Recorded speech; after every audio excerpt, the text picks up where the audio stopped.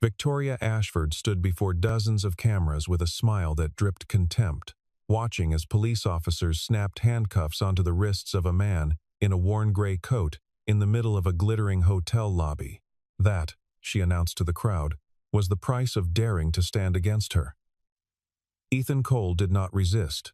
He did not raise his voice or plead his innocence to the strangers filming him. He simply asked, in a calm and almost gentle tone, for permission to make one phone call. 10 minutes later, every phone belonging to every member of the Ashford Global Board began ringing at once.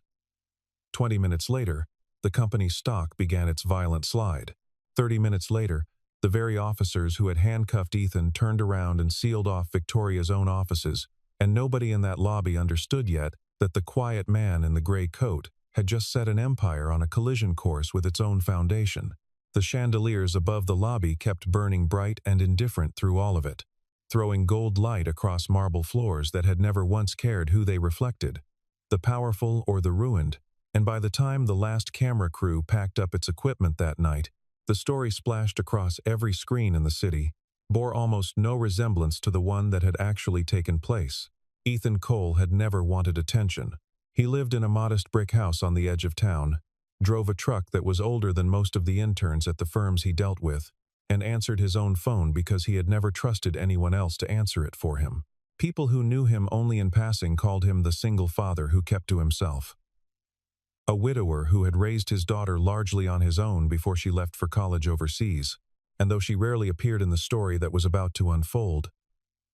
the memory of her was woven into every careful decision Ethan made, because he had built his entire adult life around never giving anyone a reason to come after what little peace he had left. Few people in town knew that before he ran a modest logistics company, Ethan had spent nearly 2 decades as a cybersecurity and risk engineer, the kind of specialist that Wall Street firms quietly flew in when their systems were bleeding money, and nobody could explain why. Fewer still knew that one of those firms, many years earlier, had been a struggling company called Ashford Global. Ethan had walked away from that world on his own terms, long before most of his former colleagues, tired of the endless hours and the constant proximity to people who treated loyalty as a currency to be spent rather than a promise to be kept. And he had built his logistics company slowly, deliberately, the way a man builds something he actually intends to keep for the rest of his life. His employees respected him precisely because he never postured, never pretended to be more important than the drivers and warehouse staff who kept the business running. And on the rare occasions someone asked why a man with his background chose such an unglamorous industry, he would only say that he preferred work he could see the results of with his own eyes: trucks arriving on schedule, contracts honored, people paid fairly and on time. In the years since his daughter had left for school, Ethan had grown accustomed to a certain kind of solitude that most people would have found lonely, but that he had come to treat almost like a discipline, filling his evenings with paperwork, long drives to inspect warehouse routes, and the occasional dinner with the handful of old colleagues he still trusted enough to call friends. He rarely spoke about his years in cybersecurity and risk management, unless directly asked, and even then, he offered only the barest outline, content to let people assume his current company was the full extent of his ambition rather than a deliberate retreat from a world that had once cost him more than it ever gave back. On the evening the story truly begins, Ethan walked into the ballroom of the Royal Empire Hotel to attend a land auction for a logistics corridor his company had been eyeing for over a year. He wore no tailored suit, carried no entourage, and spoke to almost no one as he found his seat near the back of the room. Victoria Ashford entered like a queen arriving at her own coronation, trailed by assistants,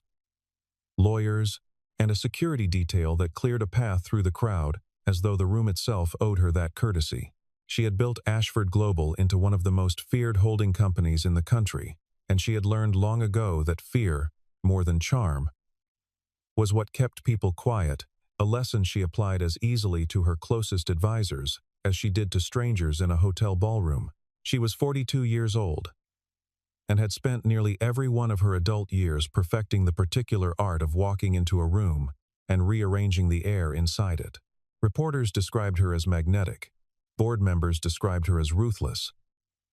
and the few people who had ever crossed her in a serious way tended to disappear quietly from the industry altogether. their names fading from conference programs and press releases until nobody quite remembered why.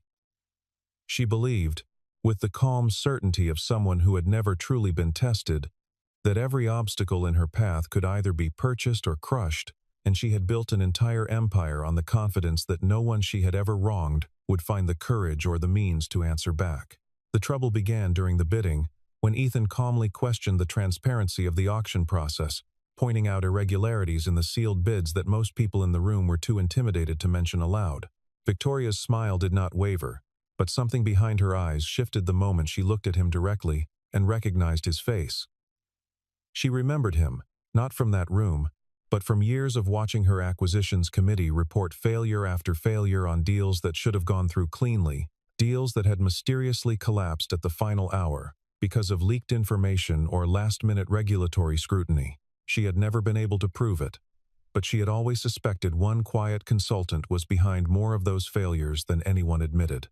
Now he was sitting 20 feet away from her, asking questions about transparency as though he had every right to. The exchange between them had lasted less than 2 minutes, Ethan speaking plainly about the sealed bids and the irregular timestamps on the paperwork, Victoria responding with the practiced smoothness of someone who had talked her way out of far worse scrutiny than a stranger's polite questions. But something in the calm, unhurried way he pressed the point unsettled her, far more than open hostility ever could have, because men who were bluffing tended to raise their voices, and Ethan never once did. She studied his face for a long moment, searching her memory for where she had seen those same steady eyes before,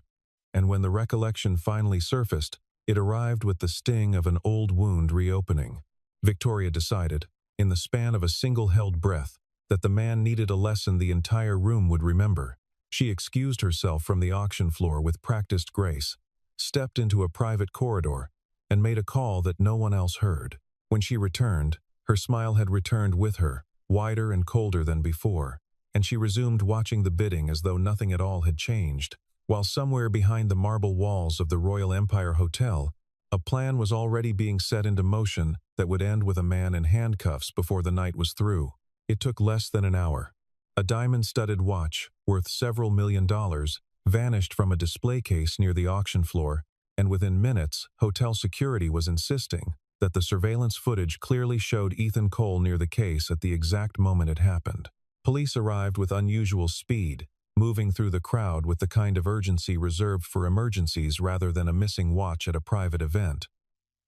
And the timing struck no one in the room as strange, because emergencies were exactly what powerful people were accustomed to receiving swift attention for. Ethan was pulled aside without protest, standing perfectly still while an officer explained, almost apologetically, that a witness had identified him near the display case. He did not raise his voice or demand to know who the witness was, though he noted quietly, almost to himself, that he had not come within 20 feet of that case all evening. When an officer patted down his coat, the watch was found tucked inside his interior pocket, gleaming under the chandelier light, as though it had been placed there for the cameras to capture perfectly, and a ripple of gasps moved through the crowd like a current finding its path through water. The crowd surged with phones raised, capturing every second, and murmurs turned into open commentary about the poor, desperate man who thought he could steal from people so far above his station. A few of the guests, dressed in clothes that cost more than most people earned in a month, shook their heads and muttered about how these things always happened when the wrong sort of person was allowed into a room like this one. Nobody thought to ask why a man supposedly desperate enough to steal a multi-million-dollar watch would leave it sitting in plain view inside his own coat pocket instead of hiding it, or slipping quietly toward an exit. Victoria did not bother hiding her satisfaction. She laughed, loud enough for the nearest cameras to catch it clearly, and told the gathering crowd that money could not buy dignity. But poverty made a man very easy to turn into a thief. The line drew a scattering of approving laughter from those closest to her, the kind of laughter that came easily to people who had never once feared being on the receiving end of a false accusation. Ethan looked at her without anger, without the humiliation she had clearly hoped to see, and answered only that the truth always arrives, just slower than the lies that come before it. Something flickered across Victoria's face at those words, gone almost before it registered. A flash of something closer to recognition than anger. The officers closed the handcuffs around his wrists, as the crowd murmured its approval. Certain they had just watched justice served swiftly and correctly. Inside the back of the patrol car,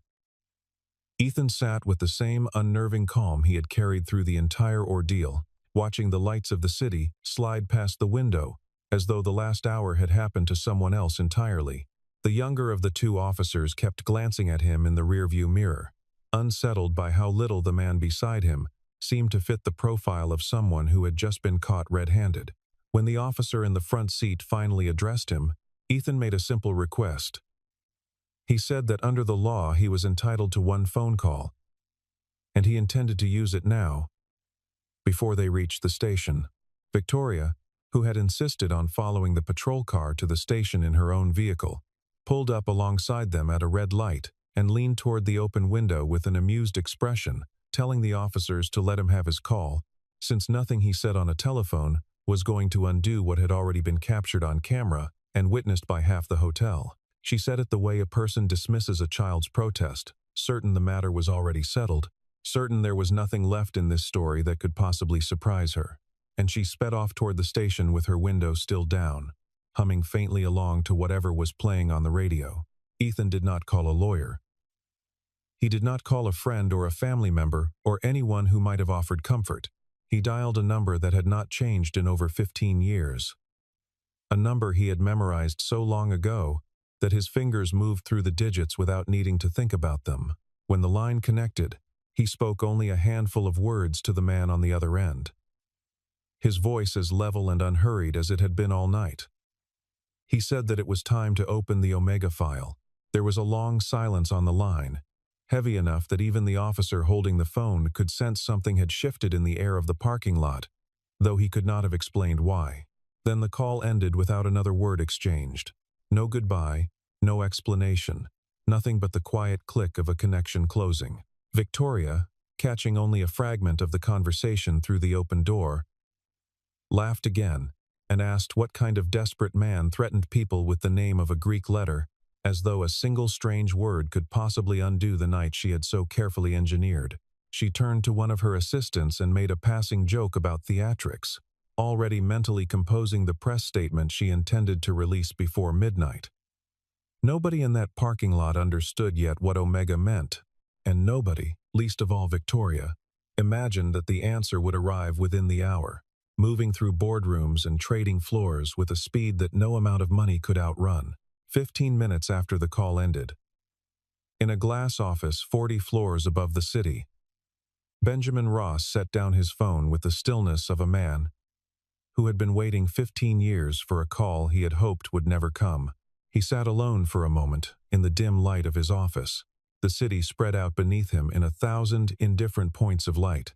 and allowed himself a single deep breath before reaching for the intercom. Benjamin chaired the board of the Sovereign Alliance Investment Trust, a fund so deeply embedded in the financial architecture of Ashford Global that few outsiders understood just how much of Victoria's empire depended on lines of credit and guarantees the trust quietly extended year after year, guarantees that had never once been questioned, because Benjamin himself had always personally vouched for them. Benjamin summoned an emergency session of the Trust Senior Committee before the ink was dry on the arrest report, and when the committee members filed into the conference room still adjusting their jackets and asking what could possibly justify a meeting at such an hour, Benjamin gave them only the barest explanation that a file long dormant had just been reactivated and that the Trust's exposure to Ashford Global needed to be reassessed immediately. One committee member, newer to the board and unaware of the history between Benjamin and Ashford Global,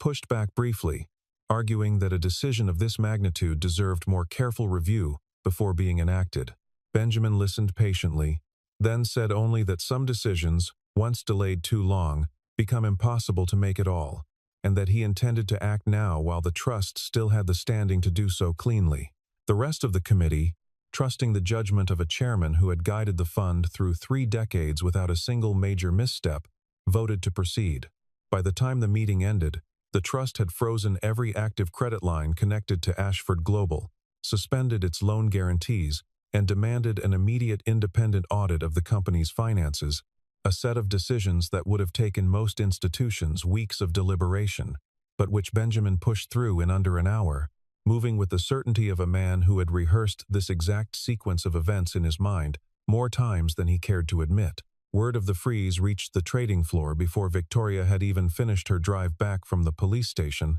and Ashford Global's stock price began sliding in a way that made analysts scramble for explanations nobody could yet provide. Financial news channels ran hurried segments, speculating about a possible liquidity issue, none of them anywhere close to the actual truth, while junior traders, who had built entire portfolios around Ashford Global's steady rise, watched the numbers fall with growing unease. Victoria's assistant tried twice to reach her during the drive back from the station,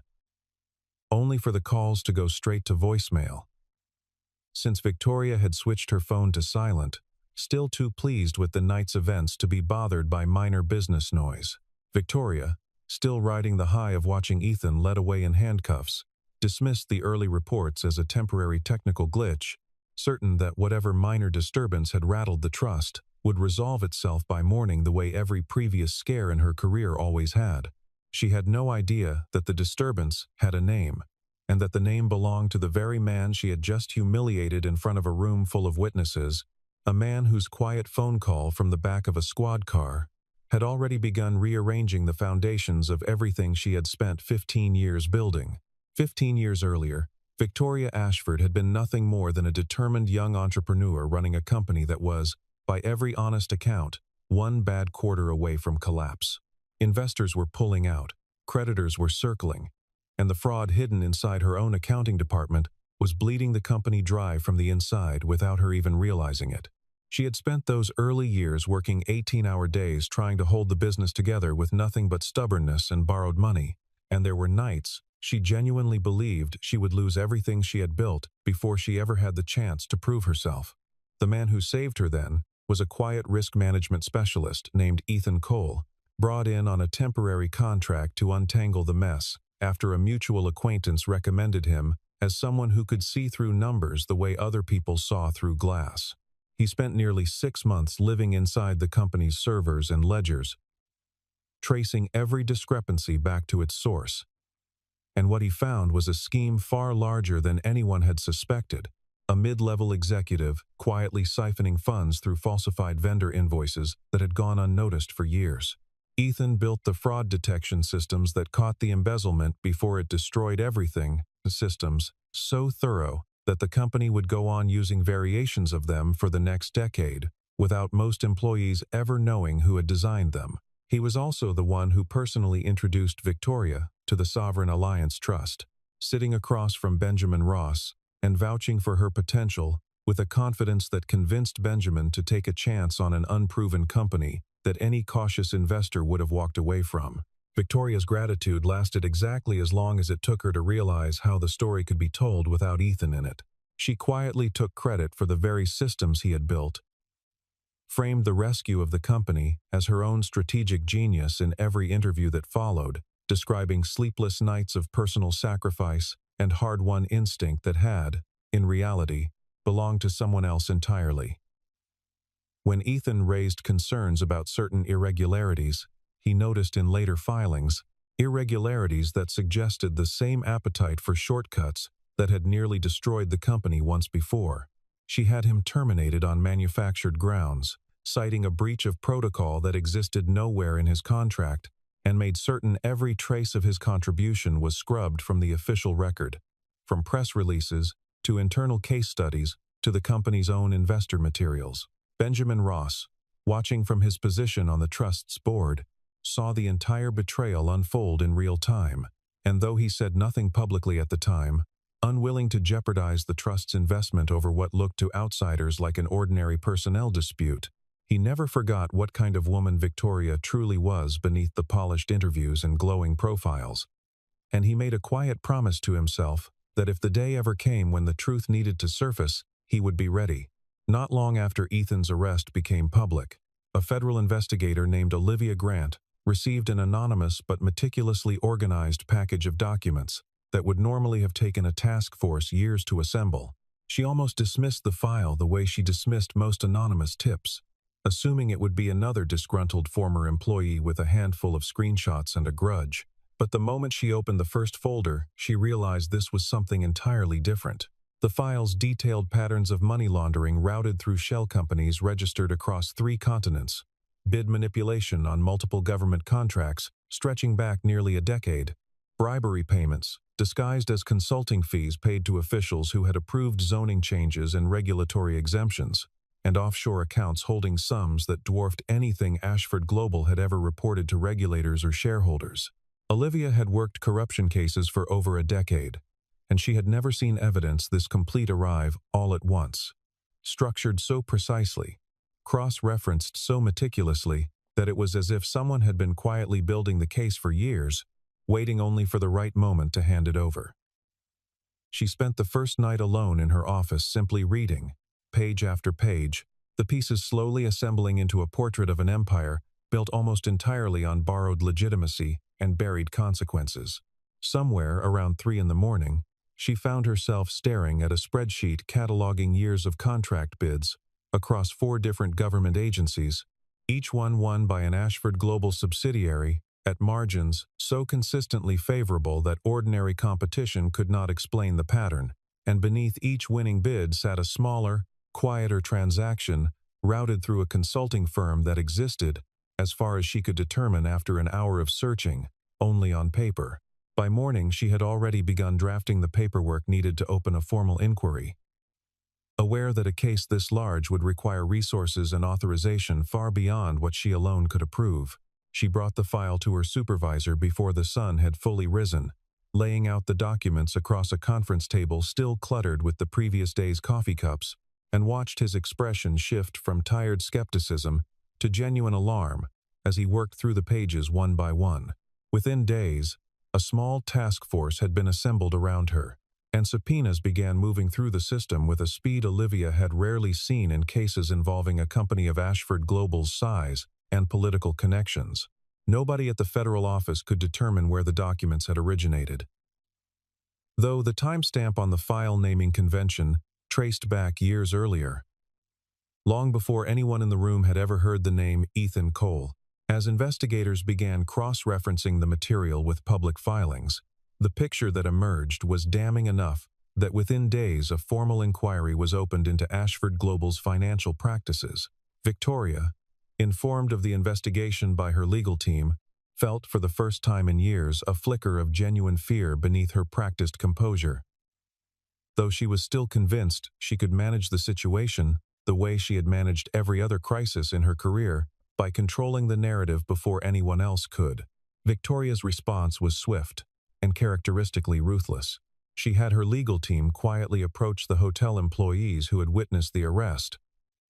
offering settlements in exchange for statements reinforcing Ethan's guilt, framing the payments internally as goodwill gestures rather than what they plainly were. She hired a team of high-priced attorneys to prepare a defense against the emerging federal inquiry, attorneys who had built their reputations on making inconvenient facts disappear from public conversation long before they ever reached a courtroom. She launched a media campaign painting Ethan as a bitter former contractor seeking personal revenge against a woman who had simply outgrown him professionally, feeding friendly journalists a narrative of jealousy and resentment that required no evidence beyond the confident delivery of the woman telling it. For a few days, it seemed to work, and sympathetic headlines about the embattled chief executive facing a jealous smear campaign began circulating exactly as she had planned, with commentators speculating about the fragile ego of a man who could not accept that his former protégé had surpassed him. Victoria allowed herself a small measure of relief,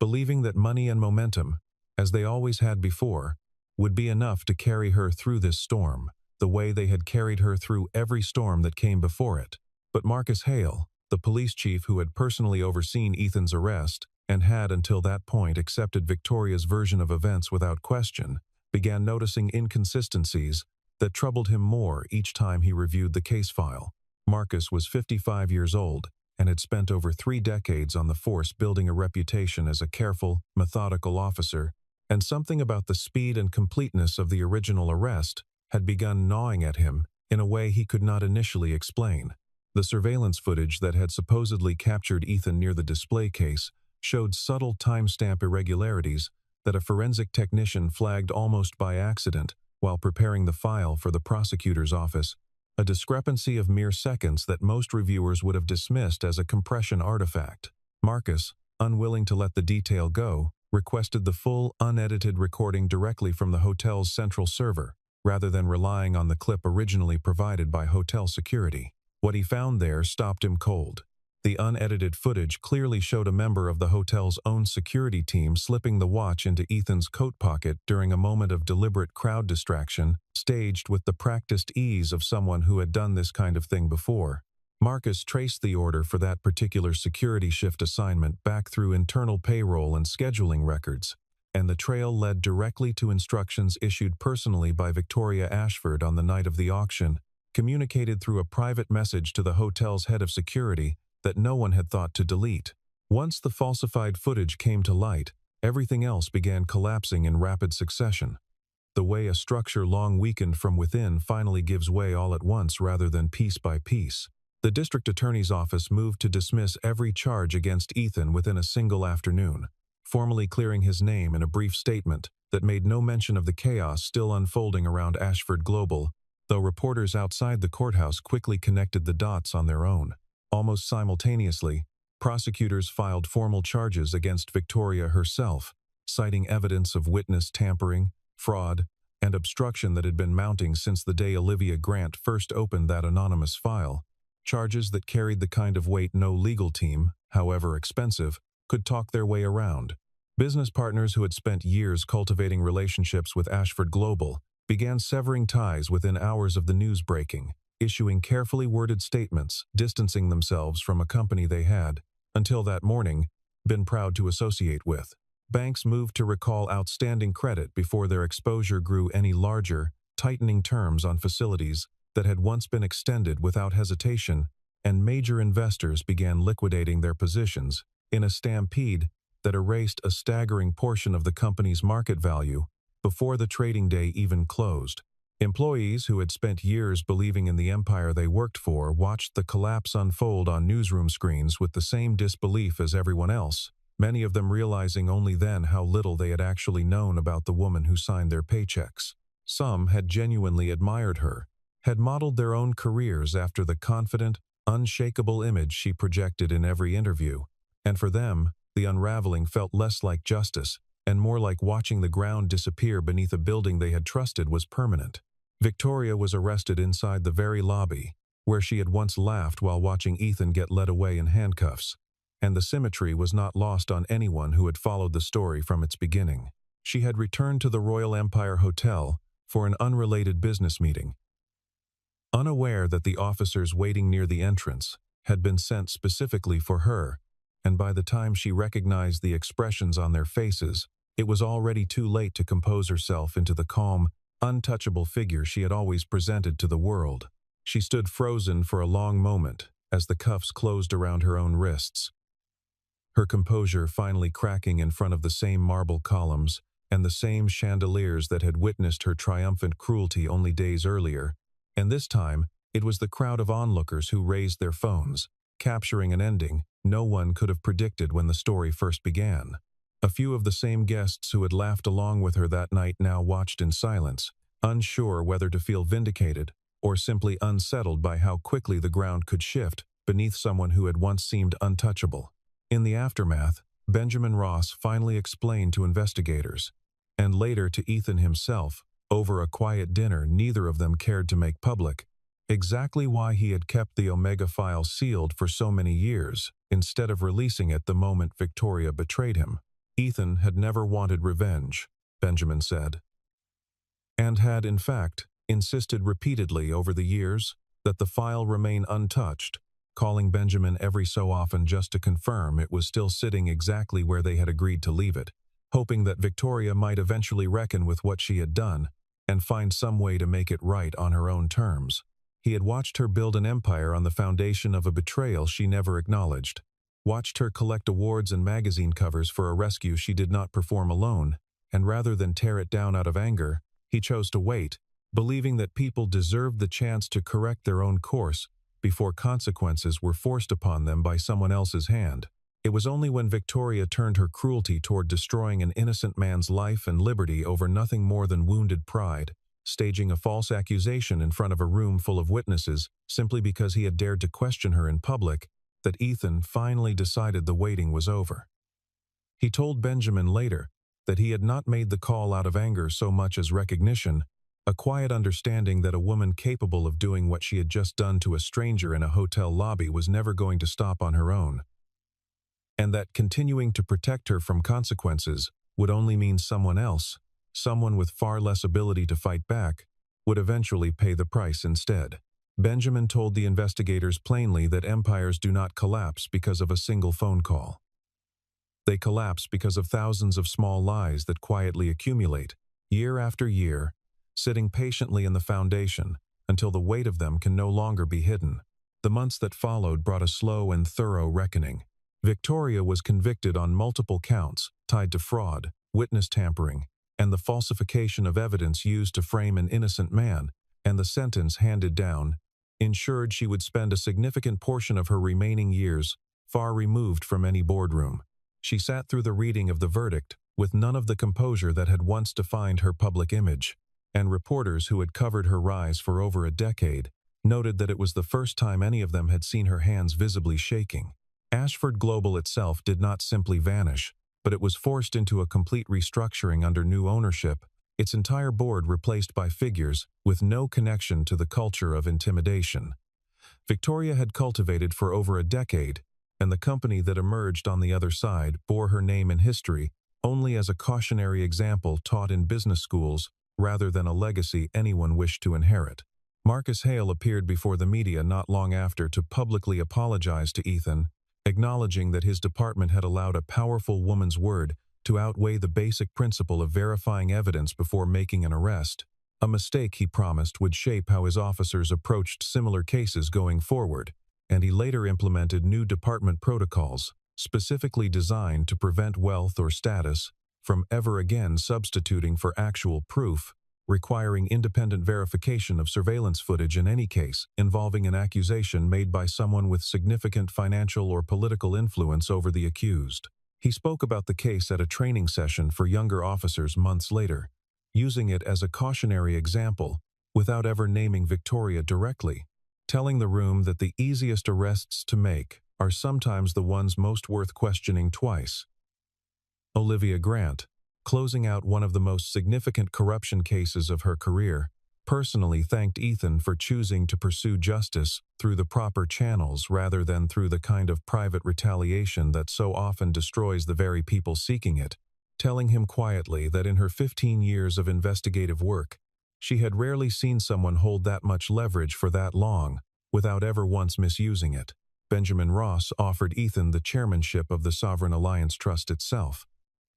a position of enormous influence that would have placed him at the center of exactly the kind of power Victoria had once wielded so carelessly, complete with a salary and a level of prestige that would have changed the course of his life entirely.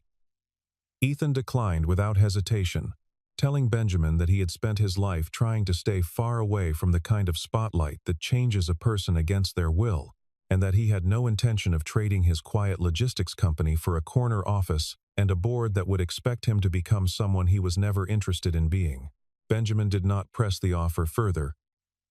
understanding, perhaps better than anyone else in that room, exactly why Ethan would say no. Instead, the two men shook hands and agreed to keep in occasional contact, a friendship built not on business but on the rare kind of trust that survives 15 years of silence and still holds firm when it finally matters. He returned to running his modest company much as he always had, answering his own phone, driving the same aging truck, and speaking as little as possible to anyone who came looking for a dramatic quote about his unlikely victory. His employees noticed no real change in him at all, the same quiet man who remembered every driver's name and never raised his voice in a warehouse meeting, and within a few weeks the reporters who had once camped outside his office moved on to other stories, exactly as he had hoped they eventually would. When a reporter finally caught up with him outside the courthouse on the day Victoria's sentence was handed down,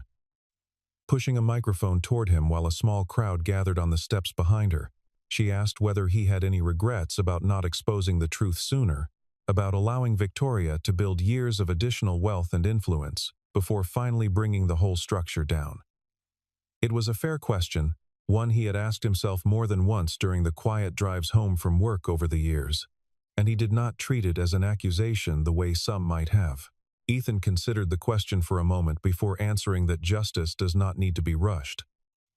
only to arrive at the right time, and that he had never measured his own peace of mind against how quickly the world demanded an ending. He added, almost as an afterthought, that he had spent years hoping he would never have to make that phone call at all, and that there was no satisfaction in being right about what Victoria was capable of, only a quiet relief that it was finally over, and that no one else would have to stand where he once stood, handcuffed in a hotel lobby for a crime he never committed. The reporter had no follow-up question ready for that, and after a moment of silence, she simply thanked him and lowered her microphone. He walked away from the courthouse steps as the afternoon light spread gold across the pavement. And behind him, workers were already unbolting the enormous letters, spelling out Ashford Global Holdings from the front of the building where they had hung for over a decade. A small crowd had gathered to watch, some of them former employees, some simply curious onlookers who had followed the story on their screens for months. And there was a strange quiet to the scene, none of the celebration one might expect from the fall of someone so widely resented, only a kind of collective exhale, as though the city itself had been holding its breath and had finally allowed itself to let go. Ethan did not stop to watch the letters come down. He crossed the street toward the parking lot, where his old truck waited exactly where he had left it that morning, climbed inside, and pulled away from the curb without a single glance in the rearview mirror, already thinking about the shipment schedule waiting for him back at the office and nothing more. It was not simply the story of a poor man defeating a billionaire, though that was the version the crowds outside would remember and repeat for years to come. Retelling it at dinner tables and in passing conversations until the details softened into something closer to legend. It was the quieter and far more permanent truth that any structure built on dishonesty, no matter how tall it rises or how many people bow beneath its shadow, eventually meets the weight of what it was built upon and comes down before the ones who trusted in the lie ever fully understand why.